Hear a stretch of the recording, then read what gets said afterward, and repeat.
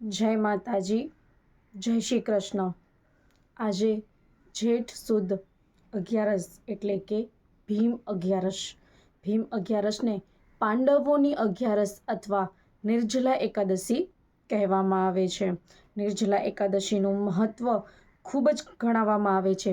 આપણે 12 મહિનાની 24 11સો ન રહીએ ને, એની આ એક 11નું મહત્ત્વ કહેવામાં આવ્યું છે। ભીમસેન એકાદશીને શ્રી હરિની કૃપા મેળવવા માટે નિર્જલા એકાદશી પણ કહેવામાં આવી છે। તે દિવસે આખો દિવસ નકોરું એટલે કે પાણી વગર રહેવાઈ જાય છે। એને નિર્જલા એકાદશીના દિવસે ઘણા જ વ્રત દાન તપનો મહિમા ગણાવવામાં આવ્યો છે। વેદવ્યાસજી નિર્જલા એકાદશીનું મહત્ત્વ બતાવતા કહેવા લાગ્યા કે એકાદશીના દિવસે ભોજન ન કરવું જોઈએ। દ્વાદશીના દિવસે સ્નાન વગેરે કરીને પવિત્ર થઈને પુષ્પોથી ભગવાન કેશવની પૂજા કરવી। ત્યારબાદ નિત્યક્રમ સમાપ્ત થયા પછી પ્રથમ બ્રાહ્મણોને ભોજન કરાવવું અને પછી પોતે ભોજન કરવું। આમ એ નિર્જલા એકાદશી કહેવામાં આવે છે। જન શૌચ અને મરણ શૌચમાં પણ એકાદશીના દિવસે ભોજન ન કરવું જોઈએ। આ સાંભળીને ભીમસેન બોલ્યા કે પરમ પિતામહ, મારી વાત સાંભળો તમે। રાજા યુધિષ્ઠિર, માતા કુંતી, દ્રૌપદી, અર્જુન, નકુલ, સહદેવ આ બધા જ એકાદશીના વ્રત કરે છે અને તે ભોજન પણ નથી કરતા, પરંતુ એમને હું એટલો જ જવાબ આપું છું કે મારાથી તો ભૂખ સહન થતી નથી। ભીમસેનની વાત સાંભળીને વ્યાસજી બોલ્યા, જો તમે સ્વર્ગલોકની પ્રાપ્તિ ઈચ્છતા હો ને, તો બંને પક્ષોને એકાદશીના દિવસે ભોજન ન કરવું જોઈએ। પછી પાછા ભીમસેન ઉત્તર આપતા કહે છે કે પણ પિતામહ, હું આપની સામે સાચી વાત કહું, એકવાર ભોજન કરીને પણ મારાથી વ્રત નથી કરાતું, તો પછી ઉપવાસ કરીને હું કેવી રીતે આ વ્રત કરી શકું? મારા ઉદરમાં વર્ક નામનો અગ્નિ સદાય પ્રજ્વલિત રહે છે। આથી જ્યારે હું ખૂબ વધારે ખાઉં છું ને, ત્યારે જ એ શાંત થાય છે। આથી હે મહામુનિમ, હું બહુ તો વર્ષભરમાં ફક્ત એક જ ઉપવાસ કરી શકું, માટે જેનાથી સ્વર્ગની પ્રાપ્તિ થાય અને જે વ્રત કરવાથી મારું કલ્યાણ થાય, અને જે વ્રત કરવાથી મારું કોઈ પણ એક વ્રત મને કહો, એવું હું એનું પાલન જરૂર કરીશ। વ્યાસજીએ કહ્યું કે ભીમ, જેઠ મહિનામાં સૂર્ય વૃષભ રાશિમાં હોય અથવા મિથુન રાશિમાં હોય છે। શુક્લ પક્ષમાં જે એકાદશી આવે ને, એ એકાદશીનું વ્રત બહુ જ મહત્વપૂર્વક હોય છે અને તે નિર્જળ વ્રત કરવું।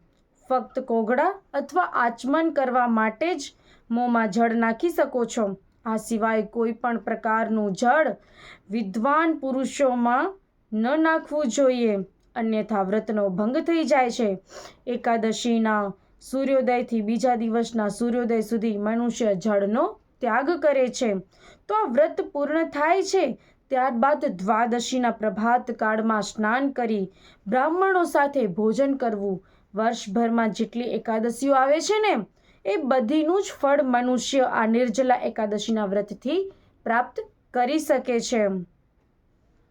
શંખ, ચક્ર, ગદા અને પદ્મ ધારણ કરનારા ભગવાન કેશવે મને કહ્યું કે જો માનવ બધું છોડીને એકમાત્ર મારા ચરણે આવી જાય ને, એને એકાદશીના દિવસે નિરાહાર રહે ને, તો એ બધા જ પાપોથી છૂટી જાય છે।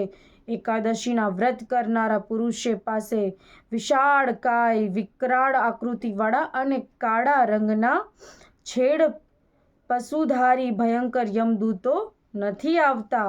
અંતકાળમાં પીતાંબરધારી સૌમ્ય સ્વભાવવાળા, હાથમાં સુદર્શન ધારણ કરનારા અને મન સમાન વેગવાન વિષ્ણુના દૂતો આખરે આ વૈષ્ણવને લેવા આવે છે। એ પુરુષને વિષ્ણુના ધામમાં લઈ જાય છે। માટે નિર્જલા એકાદશીના દિવસે યત્નપૂર્વક ઉપવાસ કરી અને હરિનું ભજન કરવું। સ્ત્રી હોય કે પછી પુરુષ, જો એણે ભયંકરમાં ભયંકર પાપો કર્યા હોય ને, તો પણ આ સગડા નષ્ટ થઈ જાય છે। જે મનુષ્ય આ દિવસે જળના નિયમનું પાલન કરે, એ પુણ્યના ભાગી બને છે. આ સાંભળીને ભીમસેન પણ કહે છે કે આ સાંભળીને ભીમસેન પણ કહે છે કે હે મુનિ, હે વ્યાસજી, હું પણ આ શુભ એકાદશીનું વ્રત કરવાનું શરૂ કરી દીધું. ત્યારથી એ પાંડવ એકાદશી અને ભીમ અગિયારસના નામથી વિખ્યાત પણ થઈ છે. આમ ભીમ અગિયારસના દિવસે આપણે મીઠાનું દાન કરવું જોઈએ. મીઠાનું દાન કરવાથી ઘરમાં અન્નની ક્યારેય ખૂટ આવતી નથી. ફળ, ફૂલ, અનાજ, વસ્ત્ર આમ વગેરેના દાનો કરવાથી ઘરમાં શાંતિ બની રહે છે અને આપણને કહેવાય ને કે આ બધું દાન કરવાથી ઘરમાં ક્યારેય પણ કોઈ પણ જાતનો રોગ, ભય, દ્વેષ ક્યારે પણ આવતો નથી. આમ ભીમને આ અગિયારસનું મહત્ત્વ સમજાવતા વ્યાસજી અને ભીમ અગિયારસનું નામ પણ આપ્યું છે. આમ તો એ પાંડવો બધા અગિયારસની પૂજા કરે છે ને, એટલે જ આ અગિયારસને પાંડવ અગિયારસ પણ કહેવામાં આવી છે. અને આ દિવસે ભગવાન વિષ્ણુનો તપ, ધ્યાન અને આખો દિવસ નિરાહાર એટલે કે આપણે નિર્જળા રહીએ છીએ, એટલે એને નિર્જલા એકાદશી કહેવામાં આવે છે. તમને સૌને મારા અને મારા પરિવાર તરફથી તમને અને તમારા પરિવારને સૌ કોઈને ભીમ અગિયારસના જય માતાજી.